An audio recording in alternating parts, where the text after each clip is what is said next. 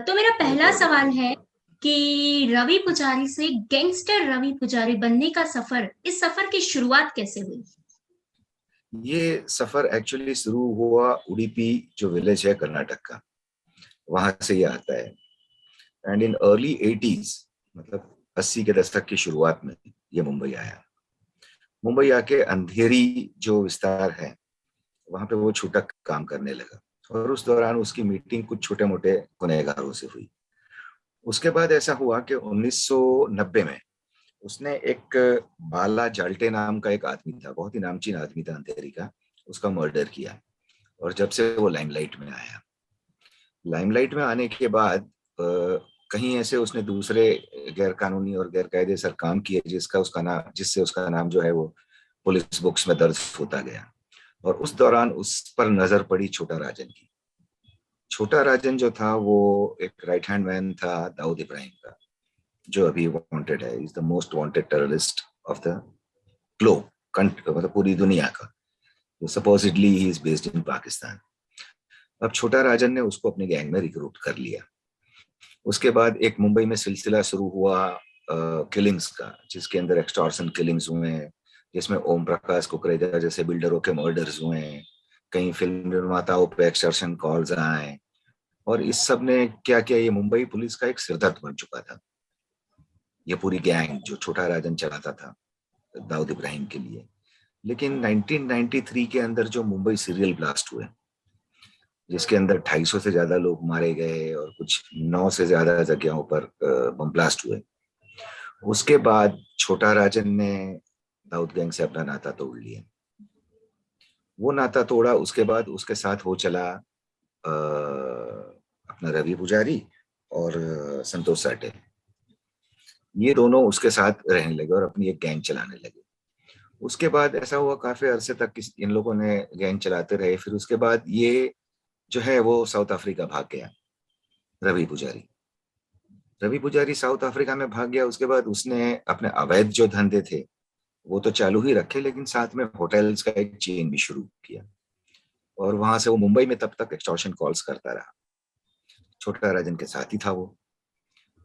इस दौरान ऐसा हुआ कि 2015 में बैंकॉक के अंदर छोटा शकील, जो कि दाऊद का आदमी राइट हैंड बन चुका था उस टाइम पे, उसने एक होटल के अंदर छोटा राजन पे फायरिंग करवाया, जिसमें गोलियां लगने के बावजूद छोटा राजन बच गया। और वहां से अस्पताल से फिर वो भाग भी निकला।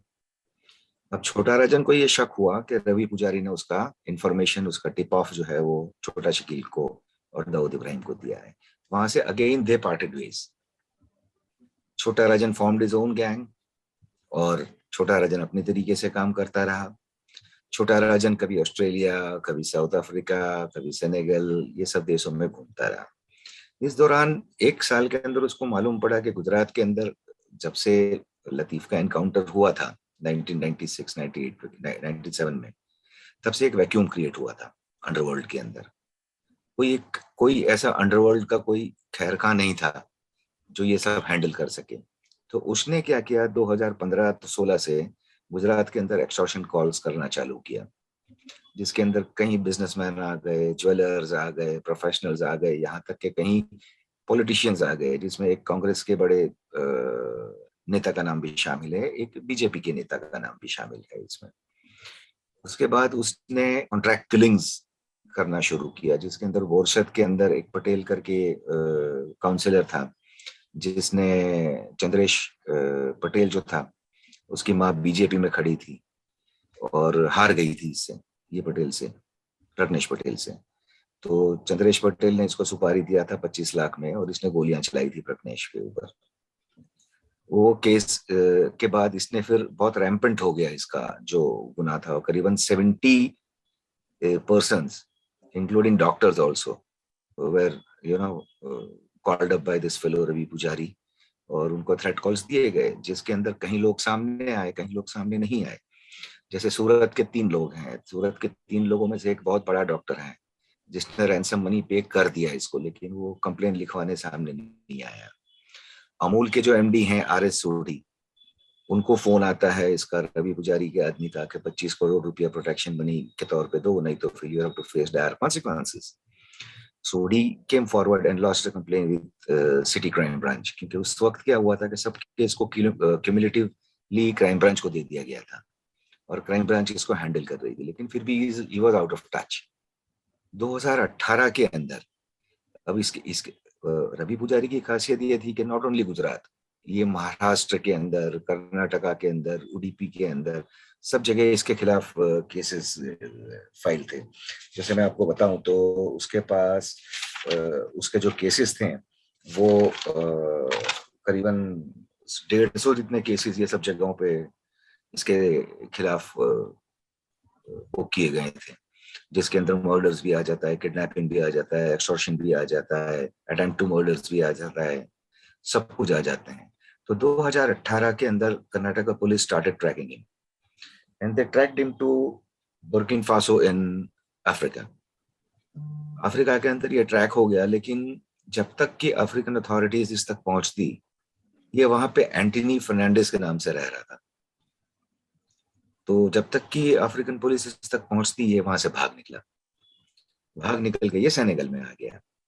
लेकिन फिर भी कर्नाटका पुलिस ने, बॉम्बे पुलिस ने, गुजरात पुलिस ने इसका पीछा नहीं छोड़ा। इसके खिलाफ करीबन 26 रेड कॉर्नर नोटिस जारी किए गए थे, 26 रेड कॉर्नर नोटिस, जो बहुत बड़ी बात है। उसके बाद फिर इसको सेनेगल में ट्रैक डाउन किया गया। सेनेगल में इसने साफ इनकार कर दिया कि मैं तो रवि पुजारी हूं ही नहीं, मैं तो एंटनी फर्नांडिस हूं। लेकिन फिर भी जो एविडेंसेस थे पुलिस के पास, उसके हिसाब से कोर्ट ने रूल किया कि ये रवि पुजारी ही है और इसको एक्स्ट्राडाइट किया गया इंडिया में। उसके बाद ये कर्नाटका लाया गया। कर्नाटका इसके जो केसेस जो पेंडिंग थे, करीबन 36 जितने केसेस कर्नाटका में पेंडिंग थे, वो केसेस जब इसका इन्वेस्टिगेशन खत्म हुआ, जब अहमदाबाद पुलिस ने कर्नाटका की कोर्ट में, बेंगलुरु कोर्ट में एक याचिका दाखिल की कि भाई हमारे यहाँ पे भी इसके 26 केसेस दाखिल हैं और कई ऐसे केसेस हैं जो रजिस्टर भी नहीं हुए, तो इनको हमको दिया जाए ट्रांसफर वारंट पे। और कल ये ऑर्डर हुआ कि इसको अहमदाबाद क्राइम ब्रांच को सौंप देना चाहिए। अहमदाबाद क्राइम ब्रांच की एक team led by senior officials, वो फ्लाइट से बेंगलोर गई और शाम को उसको बेंगलोर से फ्लाइट में, स्पेशल फ्लाइट में बिठाया गया और करीबन 7:30 बजे they landed in Ahmedabad full security के साथ। और उसके बाद उसको पहले बोरसद ले जाया गया है, जहाँ पे वो प्रज्ञेश पटेल पे फायरिंग हुआ था। उस केस की पहली तफ्तीश अब चालू हुई है। इसको 3 दिन के ट्रांजिट रिमांड पे लाया गया है। कल या परसों इसको कोर्ट में प्रोड्यूस किया जाएगा। ये आखिर के दिनों में इसकी ऐसी हालत हो गई थी ये कि इसके फोन की कोई अहमियत नहीं रही थी, क्योंकि जब पुलिस ने केसेस रजिस्टर शुरू करना किया तो कहीं लोग सामने आए और इसको ऐसा लगा कि अब इसका दबदबा खत्म हो रहा है, तो इसने 50-50 हजार रुपया तक का रैंसम लिया है। एक वक्त पे जो दाऊद के लिए काम करता था, जो छोटा राजन के लिए काम करता था, अपनी गैंग चलाया करता था, जिसके पास दुनिया की सारी ऐशो आराम की, अय्याशी की चीजें थी, वो इस हद तक आ गया था। और फिर लास्ट में उसने वो चोला पहन लिया, वो जो एक रक्षक होता है ना, मसीहा, उसका चोला पहन लिया। शाहिद आजमी जिसका मर्डर हुआ था बॉम्बे में, जो वकील थे और 1993 ब्लास्ट के जो अक्यूज थे उनका केस लड़ा करते थे, दूसरे जो टेररिस्ट रिलेटेड केसेस थे वो केस लड़ा करते थे, उसका मर्डर किया गया। उसमें भी इसका नाम निकल के बाहर आया था छोटा राजन के साथ। तो अब ये आदमी गुजरात पुलिस के शिकंजे में है और जो 26 केस दाखिल हुए हैं और बाकी और जो आगे आना चाहते हैं उनको भी शायद लाया जाएगा। और छोटा राजन की ही तरह जो बाली से सरेंडर हुआ था, अब शायद ये सारी उम्र जेल में सड़े तो कोई इसमें आश्चर्य की बात नहीं है। Yeah, so Sarfaraz bhai, thank you so much for covering the whole topic in totality. I think બધી જ વસ્તુ include કરી લીધી છે આપણે, from his beginning to his sad situation right now.